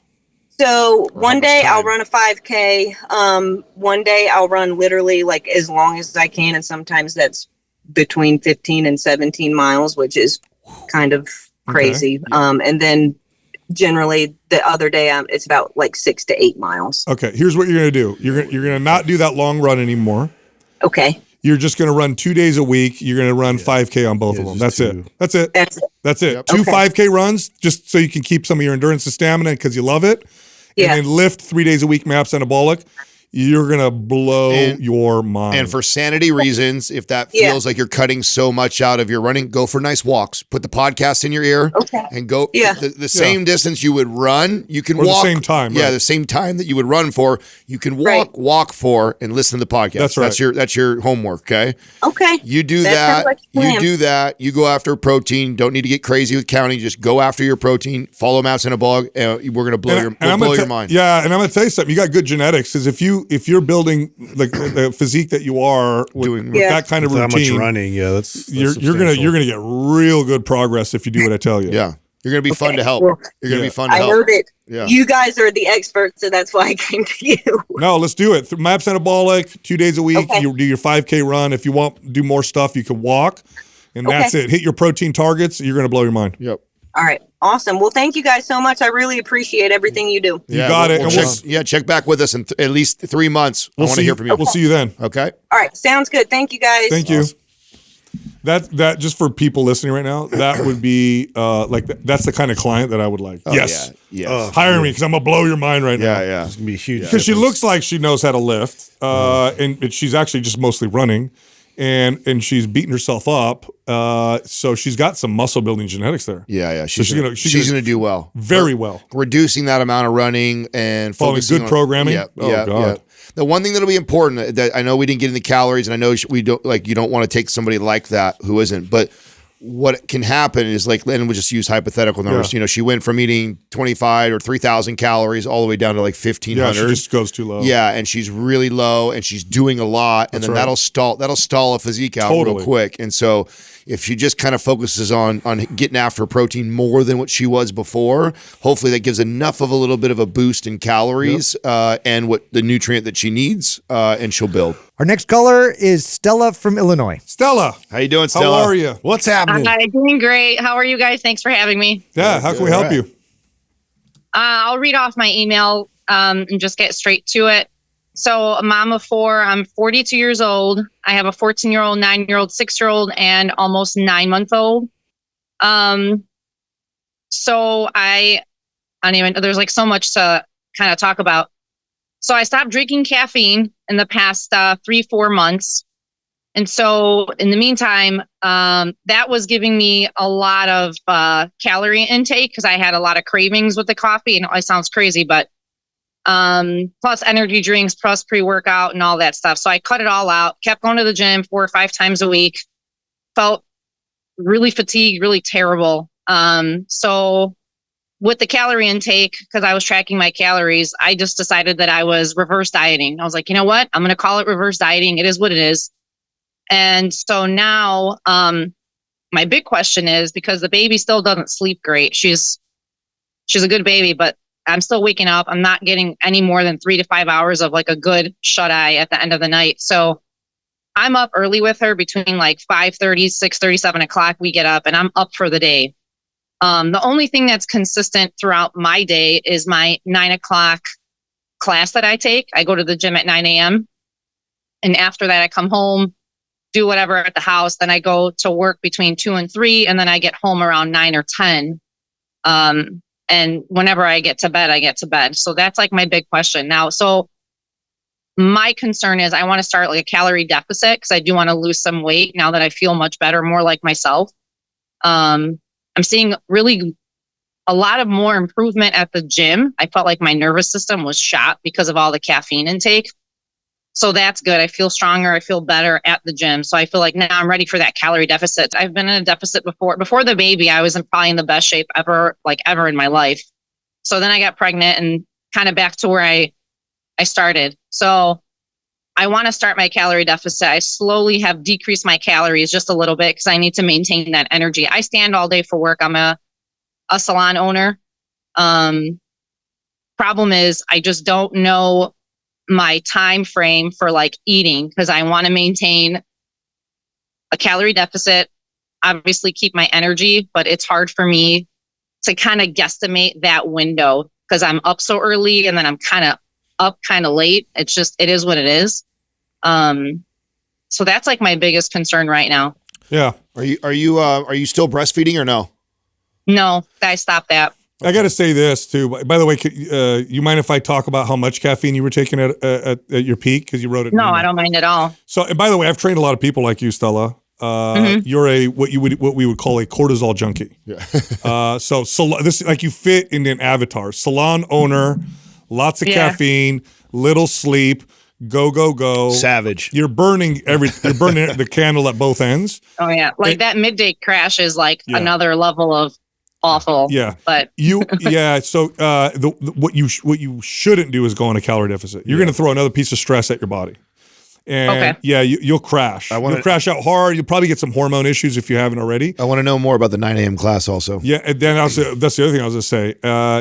It's probably great that you get away for a little bit of time for yourself, but I'm going to guess. Let me just guess that the 9 a.m. class is like a crazy workout class. I'm going to assume it's not like Orange Theory or what is it? Yeah, what are you doing? Absolutely not. No, I'm not into that stuff. I mean, I loved, once in a while I was at like a big gym where I like taking all kinds of classes, but I really love strength training. I love conditioning. That's what my gym is. My coaches are phenomenal. So it's all geared toward, and it's all programmed out. Every month we get a program. It's amazing. So like today was deadlift day. We did deadlifting. We did a little bit mobility, stuff like that. So it's traditional strength training. So and I love strength training. I'm not into like that crazy cardio and all that nonsense. I love going in, lifting heavy because, I have a back issue. I have degenerative disc disease. So I feel like ever since I've been strength training for the past like 8 years on and off, it's really helped me stay strong for work too. Like I stand on my feet, my back does not hurt, my shoulders don't hurt, none of that stuff. Oh, good. So me being strong, that like helps me, So Stella, you're doing so the class is like traditional strength training. You do a set, you rest periods. You do a set, you rest, or is it like circuits? Yeah. Okay. Yeah. Oh, good. Yeah, great. Yeah, you're good. Yeah, don't go in a calorie deficit. That is a mistake right now. I would keep you. I would keep you at maintenance, or I'd even continue to slowly bump things up. Keep your protein intake high. And I wouldn't overdo anything. I mean, how often are you taking the class in the morning? How many days a week? At least 4 to 5 for sure. Yeah, you're probably better off going 3 and maybe just walking the rest of that, and then just letting your body heal a little bit. Because part of the reason why you're getting that crash is you're just doing too much. Poor sleep, plus the stress, plus the work that you do. You're on your feet all the time. You just got off the caffeine. Not that long ago. I think it would be, and you just had a baby 9 months ago. It takes about 2 years for a woman's body to get back to normal. You look really great. Yeah, you're resilient as hell. Yeah. So and I get the temptation of you're starting to feel good, and then that makes you want to go push, but I don't know if that's the right move right now. I think I would really want to hear, like, as we're going to these 9 a.m. classes that are strength based, which I love, is like, are we getting stronger? Like, that's what I'm like, is the deadlift going up? Is the shoulder press going up? Like, how are we doing with stuff like that? So my deadlifting, yes, 100%. Like it really affected, the caffeine was really affecting. I'm very in tune with my body because I feel like I just have to be. It was really affecting my nervous system. Like working weight for deadlifting, I could do like between 165, 185, depending on how I'm feeling. And I couldn't push before the caffeine cut like more than 125. And I'm like, there's something wrong, And so when I cut that out, I'm like, all right, let's see how it is. And after about a month, I was able to start pushing heavier weight. Good. My squats were a little bit better. Everything started going up, you know? Good. Yep. So that being said, I feel stronger. We do a lot of kettlebell work. I was able to do a PR with my Turkish getup. So that made me feel good. So I'm like, all right, I'm doing everything the same, no sleep, whatever. The only thing that was huge for me in difference was the caffeine intake, So I used to do, before the baby, I used to get up and do a 6 a.m. class. So I would just get up, grab a shake and just go, and then come home. And then, at the end of my night, I would come home and just go to bed because the kids are older. They could just, I didn't have to worry about a baby. And then after the baby, everything's kind of shooken up a little bit. Yeah. Yeah. You got to take it easy for a little while, and you'll actually progress faster if you take it easy. 3 days. So here's my question though. Go ahead. Because we do have a program, right? So like every day is different. Every week is the same. Example, like Mondays are full body conditioning, strength training. Tuesdays we deadlift. Wednesdays we do benching. Thursdays is squatting. Fridays are full body, just like Monday. On I'm not sure which day to kind of eliminate. You 'cause I drop love the doing one full all the body. big lifts. Yeah, You drop one of the full drop bodies. Monday. Either Yep. Monday Drop or Monday, the Friday. conditioning day. Yep. Stick to the strength. Yeah, stick to the strength training. Just just do the squat, the deadlift, the squat day, the full body day, but drop the conditioning day. Don't cut your calories. You'll progress faster that way. Yeah. For sure. And by the way, caffeine for sure was frying your central nervous system, especially at that dose. I mean, it's unbelievable. I've never felt like that before in my life, but it was just like, Yep. you just become robotic after a time. I mean, people chain smoke. I was like chain making coffees. I'm Greek, so I'm just waking up, just making coffee. And my eyes are still shut, just making the coffee. Like going to work, making a coffee, stopping by my husband's restaurant, grabbing a coffee. It's like, there's no reason for it. It's just, and I love the way it tastes. It's not like it was giving me energy, obviously. You know what?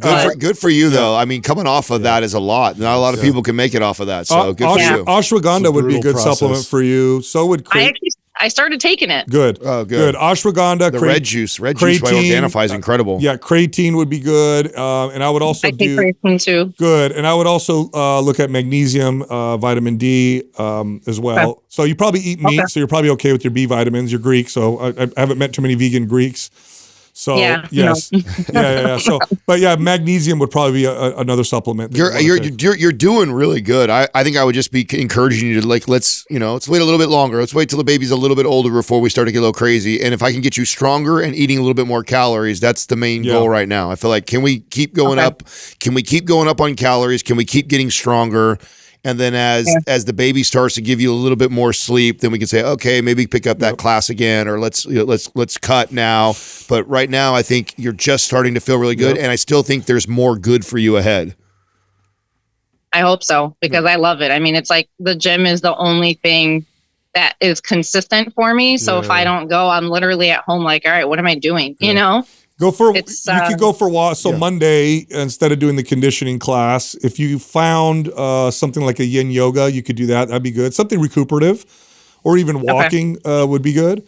And then diet wise, just eat healthy. You could avoid things like processed foods and gluten, which oftentimes are inflammatory for people.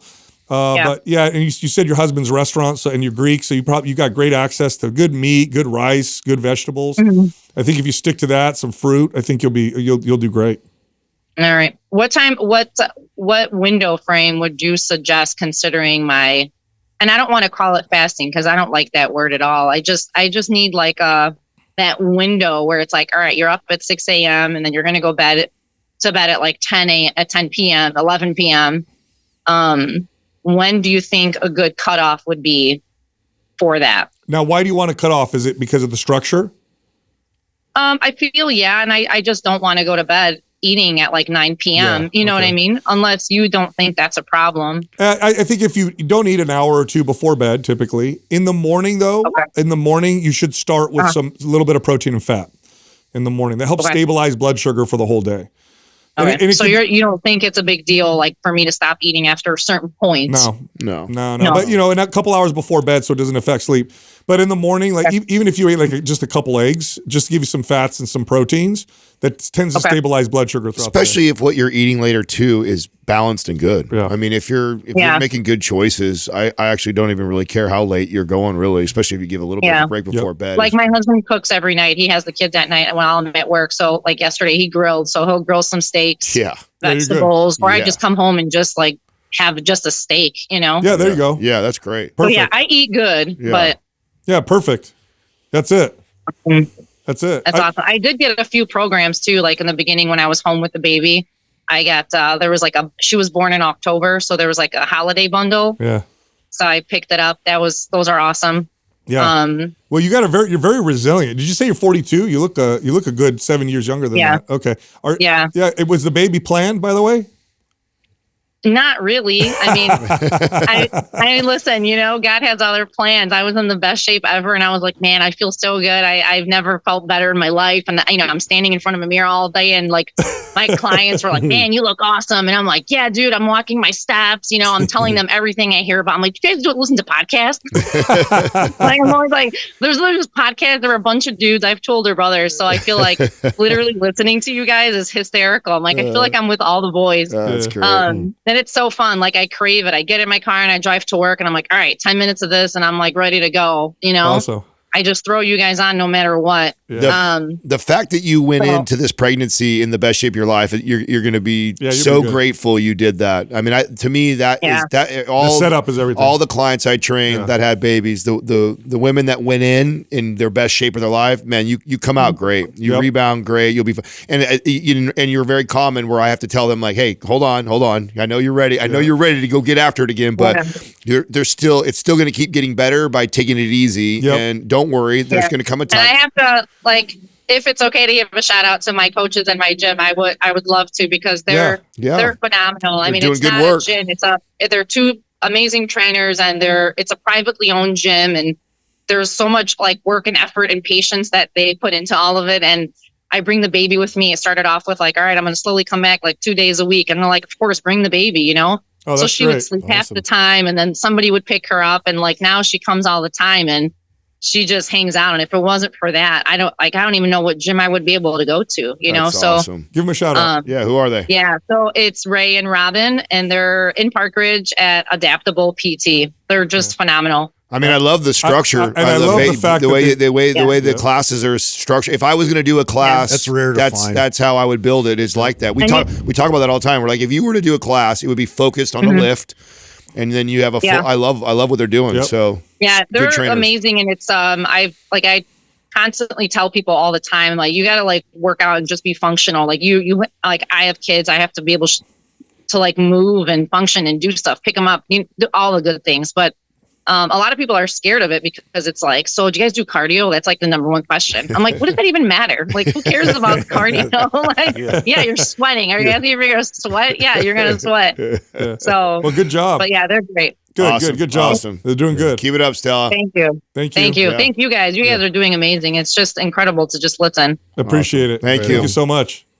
Yeah, That's I love that they let her bring the baby. I used to do that with my clients. I'd let them bring their kids. Good. I was so worried about class. When she said class, 9 a.m. class. So was I, because she fits she does. She fits the avatar, bro. Orange Theory. Or the hair salon owner. You know exactly what I'm talking about. All on caffeine, just like go. Yeah, no. But you know what? I mean, she looks phenomenal. 4 kids, 42, like just came off of 9 months ago, she said? Yep, she's doing great. She looks already amazing. Yep. But that's a testament to her lifting going into it. That's right. You know, I mean, the fact that she's pumped out 4 kids, that the work in, yes, it looks great. And you know, and again, just hammer this home. When someone's done as well as she's done and where she's at, there is that temptation as soon as you start feeling better to like get after it. And it's I mean, I remember Katrina. Katrina went into having Max in the best shape of her life, and when she came out, she was so stubborn. I was trying to get her to run MAP starter, and she's like, I want to. And I'm like, you don't need anything else yet. You have like you progress faster. Yes, by doing it right. And she was so antsy to get out of it because she was feeling good. I'm like, it doesn't matter that you're feeling good. You don't need anymore. Your body will respond needs different from stimulus. this. And so let's reap the benefits of this while we can. Yep. There'll come a time down the road when you plateau from this, and then we'll ramp up intensity. That's so. Right. Yeah, stay the course. I got to say this too. Greek food is bodybuilder food. Yeah, it's like the closest to how a bodybuilder would eat. Yeah, that's good. Our next caller is Morgan from Idaho. Hi, Morgan. How you doing, Morgan? Hey, how are you? Good. How are you doing? Good. Thanks for taking my question here. So my question for you guys is kind of 2 parts. One, if you've got any advice for kind of how to structure nutrition for children. And then the other part of my question is, being parents yourselves, you kind of know sometimes you plan to cook food for your kids and they just don't want to eat it. So, kind of for me, some of my fallbacks are really heavily dairy based. So cheese, cottage cheese, yogurt. I guess if you guys have any advice for, other ways to make sure that my child's eating well. That's great. Full fat dairy is a great nutrient dense food for children. Yeah, it's really good. So you're doing good with that. Eggs, meat. These are all very nutrient dense foods that have a lot of the stuff that they need for a growing brain. So you're doing great there. As far as like cooking or making a meal for your kid that they don't want to eat, I mean, a couple strategies with that. One is just what we're eating. So, and if you're not hungry, you're not hungry. What you don't want to do, and you're young, so maybe your generation experienced this, but mine did, where it was like, you better eat all your food. And what it did is it promoted this dysfunctional eating pattern in all of us where we eat everything all the time. But the truth is we live in a modern Western society, and it's not like when my grandparents in Sicily where it's like, you got to eat all this because I don't know if we're going to get another meal soon. So you have to eat this all because otherwise you're going to be malnourished. So when they don't want to eat, it's like, okay, that's fine. One thing that my wife does is she has an area that the kids can reach that have what we call anytime foods. And these are foods that they like, but that we also are okay with. So it typically has like blueberries, raspberries, apples. It's got some nuts in there. The kids like it. And if they're ever hungry and they want to eat, it gives them a little freedom. And those are called anytime foods. So it's like, oh, you're hungry? Go in the anytime food fridge and grab whatever you want. And that's, I think, pretty much it. I think one of the challenges or the things that we tend to do sometimes as parents is we put so much pressure, especially for a fitness fanatic, so much pressure around food that you end up causing more problems than solving them. So just that's what we do at my house. Mine was just what we had to eat. We all ate together. This is a tough one for me because I haven't had a lot of challenges with Max eating, and I don't know if that's just because I got lucky with a kid, or was it really due to the consistency that Katrina and I, when we sat down and ate, we all ate the same. Even when he was really, really little, it was just we chopped it up really, really small or smashed up the potatoes to where he could eat. But it was like we all ate the same thing every single day, and that was what was to eat. And so, but what I did do that I think a lot of our parents' generation did wrong. Was Sal's point is like, if my son wasn't hungry, he didn't have to eat the whole plate. He didn't have to finish. It's like he's done. He's done, and then he'll be hungry again, and then there'll be that. I'll put that in the refrigerator, put in his little cup thing. And then if he's hungry again, I bring it back out, we warm it up, and then we have that. I mean, that's what we eat. That's what we all eat together. I find my friends that have a lot of options or eat out a lot, and then the kids get opportunities to try McDonald's or try the fast. Then all of a sudden they go, oh my God, I want French fries every night, or I want pizza every night so Max didn't have any of that. We didn't introduce any of those foods to him at a young age at all. And so he only had what we had. And when he was hungry, he would eat. So I'm sometimes not the best person to talk to with this advice because I didn't struggle with this as much. What happens with this too, Morgan, is sometimes as parents, we think, but they have to eat right now. So then what we do is we will make the nuggets or the food that we know that they like because we're afraid that they're not going to eat. But the odds that your kid's going to starve is it doesn't exist. Kids don't starve. There's all this anxiety around it, but yeah, they're going to be hungry and they're going to eat. Yeah. And it's the thing is, and my youngest was really, our toughest with this, and we had to just discipline ourselves to know that he's going to come around. Like right now, he's kind of being stubborn and just doesn't want to eat. But later on, he'd get hungry and he'd just eat it inevitably. And so we to Sal's kind of point with that too, like what we did was we had it so it's like almost like buffet style a lot of times where they could just pick their own foods and put it on their plate, just to give them a choice. And I think giving them a choice and helping in that direction, that was somewhat of a win for us. And then the other one, I mean, my wife did a really good job of incorporating and blending in a lot of greens and things like in these type of waffle blends where she'd use better flour options for that, and in ways of incorporating protein, in smoothies and blends, this kind of thing. And so she got real creative, and there's books out there for all that kind of stuff. So if you feel like, you want to get creative with that helps. But I think, you just do your best because it's a battle, and like at the end of the day, they're going to be fine, and they're going to be hungry, and they're going to eat. Yeah. The thing that you want to consider is what are the modern challenges with children, which are different than they were historically. And so what's most important with a child, there's two things. One is that you give them a little bit of autonomy. So that means you give them choices. Now you approve of the choices, but you also want them to feel like they have a little bit of autonomy. You want them to, when they say they're not hungry, to not eat. And when they're hungry, okay, here's your choices you could choose from. Because what you're trying to develop is a good relationship with food, because that's what's going to serve your child in America.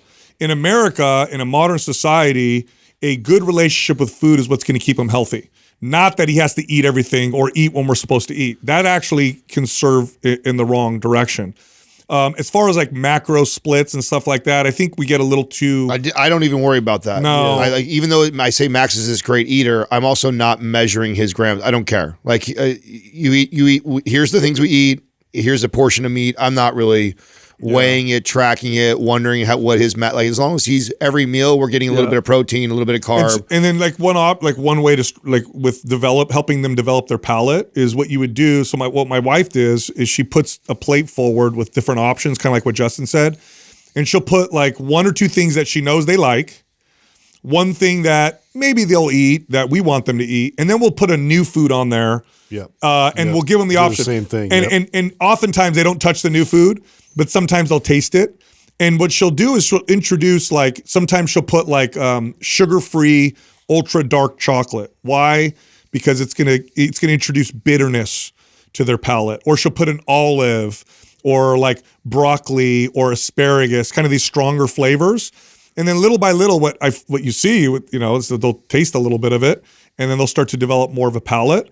But it's really about these kind of choices. And this was hard for me, man, because I was raised where like we put if my kids don't eat, there's this internal freak out that I have. They're not eating enough. We got to feed them. You know what? Let me make something else. I know they'll eat this. And my wife was really helpful with this. She's like, they're not going to starve. You're going to be okay. So it's like, if you're not hungry, okay, you don't have to eat. And then when they're hungry, they'll eat. It's not a big deal. Yeah, cool. I think that pretty much answers my question. Thank you. Yeah, you got it. Thank you so much. Yep. Have a good day. Yeah, this was man, I was raised so different. Oh, completely. Oh my God. Completely it was different. and then I had to eat it the next morning, and then put it in the refrigerator if I didn't finish my plate. Just begrudgingly eating it. We used to have meals with our family. So all the cousins would get together, aunts and uncles.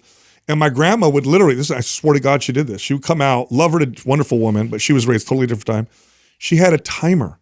She'd set the timer. That's crazy. And she'd say, let's see who finishes their plate first. They'll get $1.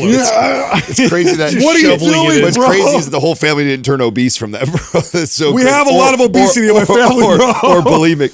There are people in my family that struggle with obesity. crazy. Thankfully, we ate like whole natural foods because everybody was home. It was home cooked. Yeah. Yeah, But that helps. let me tell you, bro. In my family, a lot of us struggle with overeating because like you put it in front of me, I feel like if I leave it, it's a sin. So I didn't ask. I see she put up there like some of the pouches and things like that. I wonder sometimes too. Like I always feel like what ends up happening is people introduce foods that these kids end up loving so much that then that becomes the only thing that they want to eat. And keeping it bland and plain for as long as you can serves you so. Like we blended up the sweet potatoes instead of using the Gerber sugar fucking infused stuff that they have that the kids love. We blended the sweet potato. We blended his meat up like when he was really little. So he was so used to this bland taste that he didn't have these like sensors going off. One thing too, I'll add with the blended food, we stay away from pouches because again, thank God my wife looked into this. Your child's jaw and teeth develop from chewing. And so when you're blending food all the time, they're actually not developing a good, strong, broad jaw that fits their teeth, that does all this, because you're giving them this blended Well, that food was all part the of Max's speech was delayed because we blended too much too long. Yeah. It affects, it's exactly. And Katrina was so worried about him choking that was like, even when he was ready to be chewing, we were still making it too easy for him, and that delayed his speech. And so obviously it was not perfect with the food at all. Yeah. But when it comes to the cravings and the stuff that I feel like a lot of people introduce these processed treats and things, and then the kids' brains go, "Oh, I want that. Yeah, yeah. That's all I want now." And this bland steak, chicken, and sweet potato tastes like. But I think if you delay that for as long as you can, they don't know that doesn't taste good. And it is so hard to fight these. I still find myself like I'll get called out all the time because my kids, I'm not hungry. They'll leave the table, and then I'll finish eating. And then you know what I do? I take their plate and I follow them around while they're playing, and I put the fork in front of their mouth while they're playing, so that they mindlessly will take a bite. We used to call that drive-by fruiting. And my wife is like, "What are you doing? Why are you doing that?" I'm like, "They're eating all the food." It's like, so what? What are you telling? Oh God, I can't stop doing this. I know. Yeah. Our next caller is Sean from Iowa. What's up, Sean? What's happening, dude? Hey guys. I've actually written a script because I've been nervous to actually talk to you guys because I've listened to you guys every single day. I idolize you guys. Not sure if you guys remember me, but I'm the guy that asked about the baking soda, the bigger pumps, and the bigger dumps. Yeah. Wow, I like the visuals. So I'll kind of read my script that way I don't ramble on. So good morning. Thank you for having me on the show. I found you guys through Searching for Fitness podcasts, and then I started listening to you guys, and you guys started talking like dad talk, which was awesome because I found out I was going to be a dad in 2023. And that kind of led to my fitness journey. And how much I listen to you guys. My wife actually gets annoyed now when I make my daughter's puree.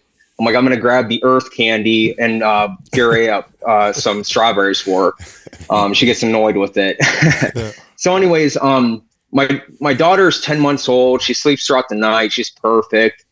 And I want to be a good example for her, which is why I've really gotten back into weightlifting.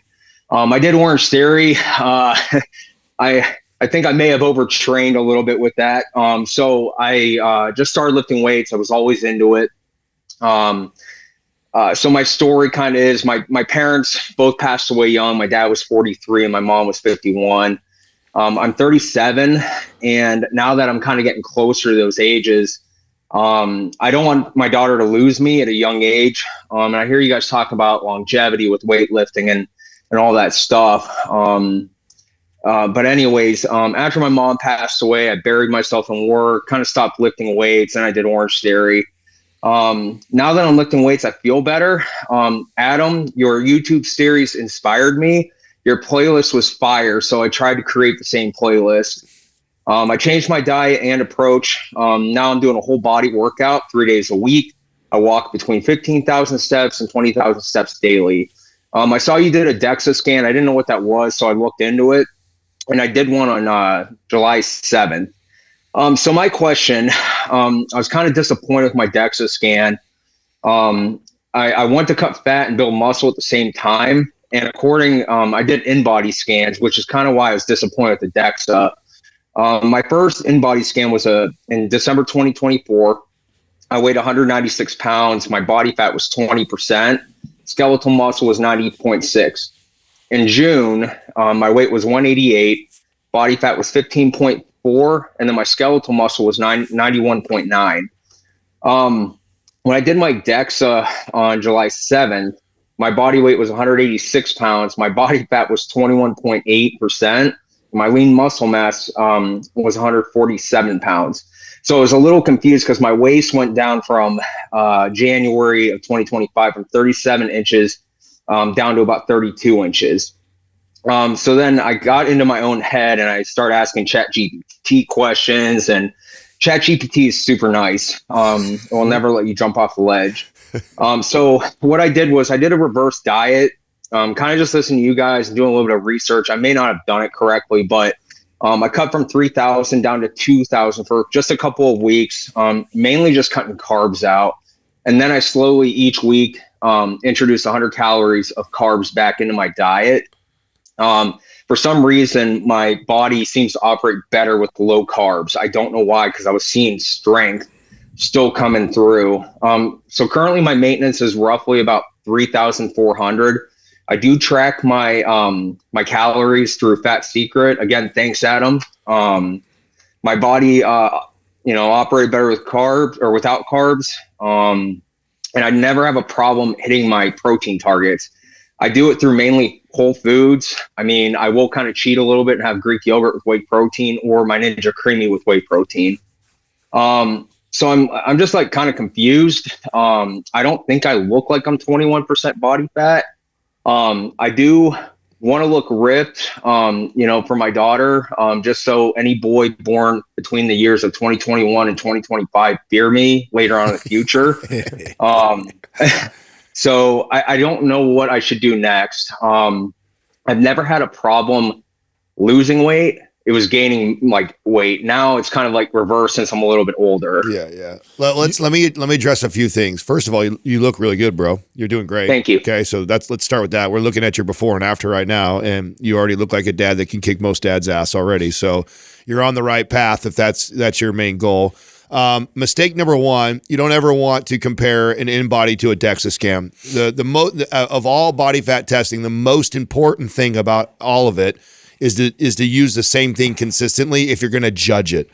So you just got to let go of that, because I bet if you did the DEXA scan, when you actually did the in-body scan, it was probably 7-8% higher, and you actually did probably really good. So that's first and foremost. Don't cross those over. So don't fear that. If you lost weight and when you leaned out, what might have happened, and which is really common, and I think I even shared this in my series, if you watched all of it, I had one of my tests come back that I wasn't really happy with because I lost some muscle.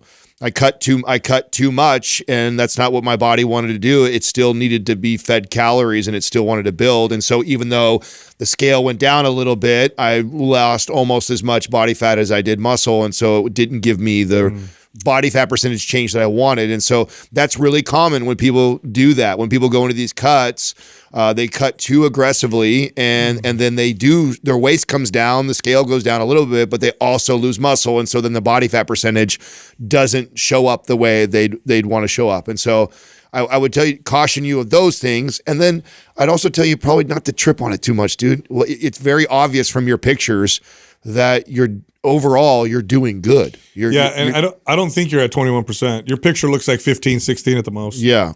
Yeah, so that's weird that it measured you at 21%. Now, let me ask you this. Are you stronger now than you were before? Are you getting stronger?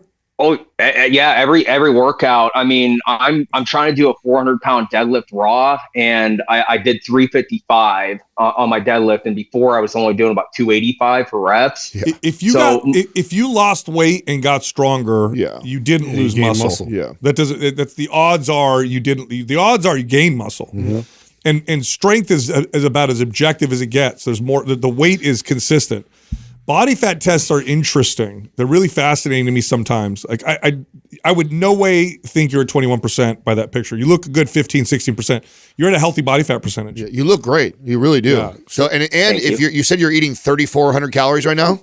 Yep. Good amount of calories. Yeah, you're good, bro. You got a great and at this point, it's literally keep feeding yourself the way you've already learned something too about the way your body responds to carbohydrates. You do better on a lower carb, so manage more of a lower carb diet. Keep focusing on getting strong. Yep. I wouldn't really try and cut or really try and bulk. I'd kind of hover around there and really focus on getting strong. Yep. And over time, you'll get leaner and stronger.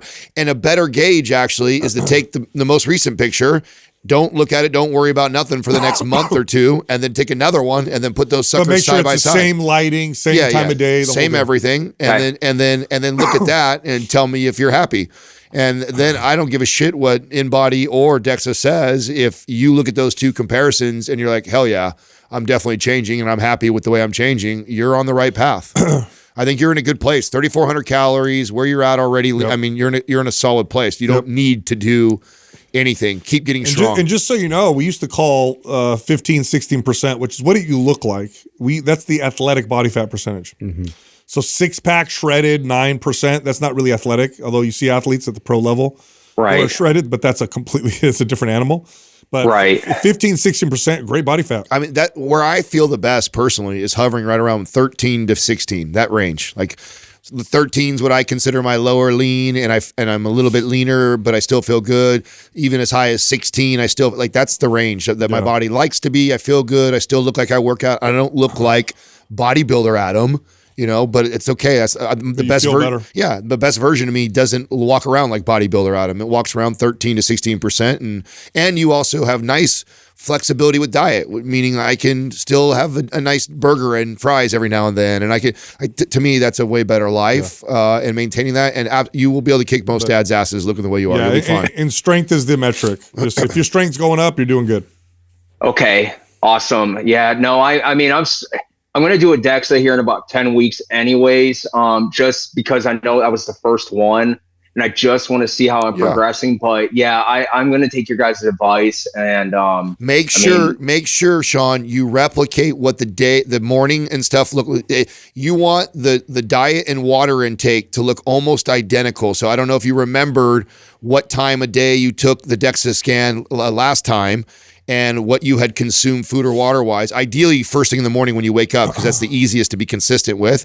But that's another thing that, comparing DEXA to InBody already makes a huge drastic difference. And then also water intake and food intake and carb intake leading into those things will differ, because what happens is you fill up those muscles with water and carbohydrates, glycogen, and then it's going to read as more lean mass or less. And if you went in more loaded on, say, the first test, it's going to think you had more pounds of muscle and you didn't really lose any. They weren't filled out. And so they weren't weighing more on the scale. So you can, those things all matter. And that's where people get fucked up in their head when they read these and they know they feel like they're doing good, but then they read like you lost 4 pounds of muscle, but all it was is you were depleted. You weren't eating as much carbs and didn't have as much water as you did on the first test. And so that can throw it off too. So go into it knowing that. Okay. Yeah. No, I was just like, am I getting fat dad strong? Like, this doesn't make any sense. I'm getting strong. No, you're not. I'm losing weight, but like 21%. No, 32-inch waist is not fat dad strong. Bro, you're doing good, bro. Yeah. You're doing good. Okay. Awesome. Can I do a quick shout out to 2 buddies I got onto you guys? Yeah, do it. Ephraim Yoder from Pittsburgh and Miles Moulet from Long Island, New York. They're big into you guys, and Justin, they're big into your one-liners. Sweet. Yeah, he's always a fan of people. And Sal, I'll compliment you too. I love your knowledge on supplements. I always appreciate it, and you guys never steer me the wrong way with what you guys talk about. So I do appreciate you guys. Thanks man. Sean. Appreciate it, brother. Man. Thank you, Sean. Yep. Thank you. Yeah, that's body fat percentage. Like those machines, I got to go do one. It's really weird. He doesn't look 21. No way. No, he's teens. I know what 20%. He's definitely teens. Whether he's 15, 16, he's a teen. Exactly. He's not 20. He's in the mid-teens. You can. I mean, I try to explain this to people. You can really manipulate those things. Yeah. They are great tools, though, if you know how to use them. And if you're following the trend. Yes. You look at the trend. Exactly. That's all I care about. The number doesn't matter to me. It's like I'm very meticulous about how I go into it. I'm like, I think about what I ate the night before, the whole day leading up. You're trying to control all the controllables. Exactly. So that it is as accurate as I can make it. But if you just kind of go willy-nilly and the time of day is different, the amount of water and carbs, you could throw those things off 5-7 pounds, and 5 to 7 pounds of muscle on or off your body makes a big difference on body fat percentage, especially the leaner you get. And so easily can skew those things. Just gotta be careful of getting hung up on the numbers too much. All right, I know you liked that episode. If you did, check this one out. One of the keys to fat loss is protein. It's true. If you're not eating a high protein diet, you're not gonna burn as much body fat as you can. So in today's episode, we're gonna talk about the smartest ways to use protein for fat burn and to build muscle. You got to watch this. I wish I understood this earlier in my career. I think it was probably almost 10 years in when I started to just focus on this with clients. I knew it was important, but I don't know how important. Yeah, I knew it was important, but I also didn't